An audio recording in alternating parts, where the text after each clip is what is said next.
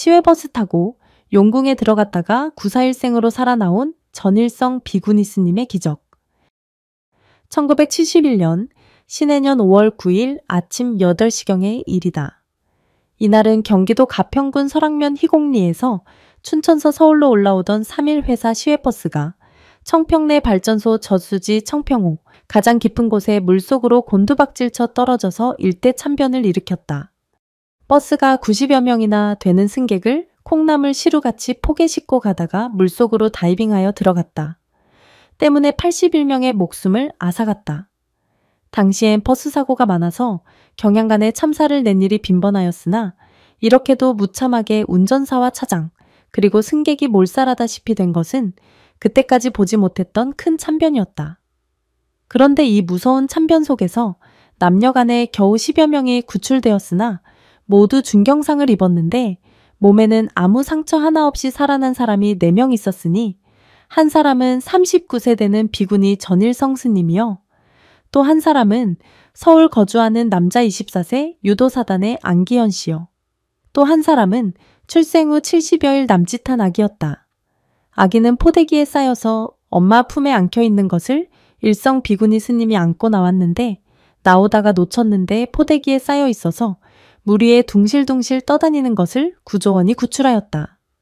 또 한 사람은 물속에서 허우적거리며 헤엄쳐 나오는 것을 구출한 것이다. 과연 천우신조인 구사일생이라고 하겠다. 이 이야기는 우연히 대전시에 있는 도안사에서 전일성 스님을 직접 만나서 그 조난의 참상을 듣고 대강 추려서 이제 이야기하는 것이다. 그 이후에는 대전에서 여러 번 만났고 지금도 대전에 살고 계신다. 전일성 비구니 스님은 전라북도 함열 출생으로 전라남도 광주시에 있는 신광사로 출가하여 스님이 되었는데 그의 노스님과 은사스님이 다 참선하시는 선객스님이었기 때문에 일성스님도 겨우 기본적인 의식연불만 마치고 곧 선방으로 다니면서 10여 년간을 참선 공부만 하였다고 한다.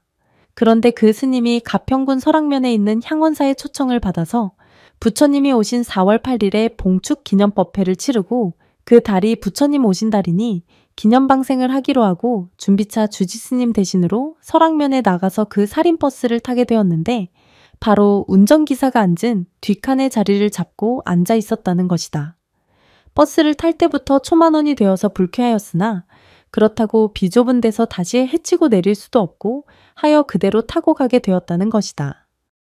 다른 스님들이 말하기를 배를 타고 차를 타면 관세음 보살님을 부르고 천수주문인 대비주나 반야심경을 외운다고 하는데 전일성 스님은 어려서부터 참선만 하여 왔기 때문에 보행으로 갈 때나 차를 타고 갈 때나 배를 타고 갈 때나 행주자와에 언제든지 화두를 들고 정진하는 것이 습관이 되어서 그때에도 버스를 타고 앉아서 참선 정진만 하였다고 한다. 그러므로 옆에서 떠들거나 차가 동요를 하거나 아무 관심이 없이 선정산매에 들어있자니까 벼락치는 소리가 나면서 물속으로 풍덩 들어갔는데 얼떨떨하기만 하였지 공포심도 없었다는 것이다. 일기가 음력 4월 절기라 아침 나절에는 추웠기 때문에 버스의 유리창문이 닫혀 있어. 승객들이 아우성을 치고 유리창문을 부수는 사람도 있었으나 육지와 달라서 열린 창문으로 물이 들어오기 때문에 손을 쓸 새도 없이 물을 들이키고 질식하여 죽은 이가 많은 모양인데 버스의 맨 뒷칸에 서서 있던 사람은 승강구 문을 부수고 나와서 생명을 건진 자가 약간 있었으나 버스 앞칸에 포개어 서 있던 사람은 승강구의 문이 열리지 않아서 그대로 운전사와 같이 질식하여 죽었다는 것이다.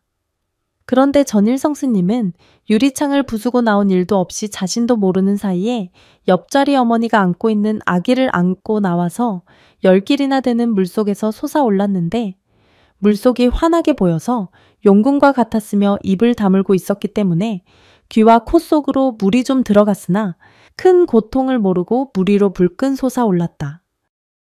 수면 위에 올라와서 아기를 놓치고 부터는 다시 들어가서는 아니 되겠다는 생각이 나서 화두를 다시 챙겨 들고 허우적거리면서 헤엄을 칠 줄 몰라서 두 팔을 벌리고 물결을 잡아당기는 신용으로 움직였더니 마치 누가 손목을 끌어 당기다시피 활 한바탕이나 되는 거리로 휘어나오다가 구조선 배를 만나서 구출되었다는 것이다.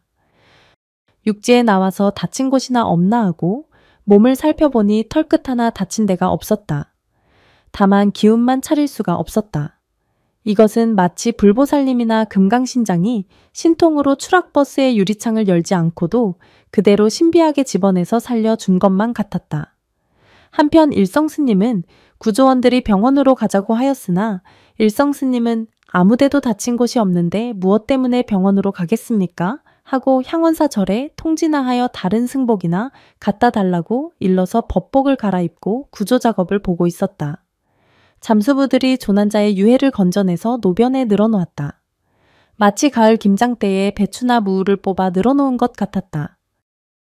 일성스님은 이것을 보고 눈물이 비오듯 흘리면서 불쌍하고 가엾은 생각을 금할 수가 없어서 그네들의 애혼을 위하여 연부를 하여주고 경을 외워주었다. 그렇게 하자 유가족이 관의 통지를 받고 모여들어서 통곡을 하고 시체를 찾아 확인하고 부둥켜 안고 통곡하는 참상은 눈으로 참아 볼 수가 없었다. 그대로 아비규환이었다. 그러다가 이 비통이 흥분과 분노로 변하여 회사 측 사람과 관에서 나온 사람에게 대들어서 폭행을 가하려 하고 시체를 모시고 서울까지 간다고 데모를 하고 난동을 연출할 때에는 그대로 아수라장이었다. 더구나 죽은 이들의 보상금을 청구하며 소란을 피울 때에는 죽은 이를 위한 마음은 어디로 가고 돈에 대한 욕심만 내는 것 같아서 그대로 악의규환을 연출한 것 같았다. 그네들이 자기 집에서 죽었다면 몇만 원씩 들여서 장사를 지낼 것인데 회사 측에서 사과하고 장사도 후하게 지내주고 위자료도 상당히 고려하여 주겠다고 하는데도 불구하고 더욱 격앙하여 난동을 피우고 하는 것을 볼 때에는 유가족들이 돈만 알고 망자는 잊어버린 것도 같았다. 사람의 마음은 경우에 따라서 시시각각으로 변하는 것 같았다. 그런데 일성스님의 머릿속에는 그네들이 떠드는 것과는 아랑곳 없이 81명의 영혼이 아우성을 치면서 스님은 이미 불보살님의 가피력으로 살아나시었으니 우리 불쌍한 영혼을 법력으로 건져내서 영혼이 물귀신이 되어서 떠돌아다니는 중음신이 되지 않게 하여 주십시오 하고 온몸에 매달리는 것만 같았다.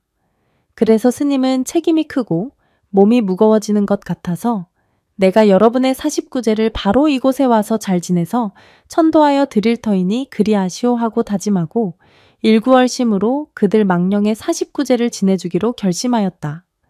그래서 그때부터 탁발을 하고 자기가 그 전에 조금 저축한 것과 합하여 그때 돈 5만 원을 들여서 바로 버스가 물속으로 들어간 그 장소에 단을 차리고 괴불과 81명의 명단을 면사무소에 들어가 조사하여 81명의 위패를 모시고 고승 대덕스님들도 청하여 모시고 수백 명의 유가족과 같이 위령제겸 49제를 지냈다고 한다. 과연 장하신 스님이라고 하겠다. 그리고 생후 70일 된 생존 여아는 그 아버지가 폭행으로 교도소에 가 있어서 그 어머니가 면회 겸 아이의 부녀 상봉을 위해 면회를 가다가 죽었으니 아기 키울 사람이 없어서 그 아버지 출소할 때까지 일성 스님이 키우다가 그 아버지 출소 후에 돌려보냈다고 한다.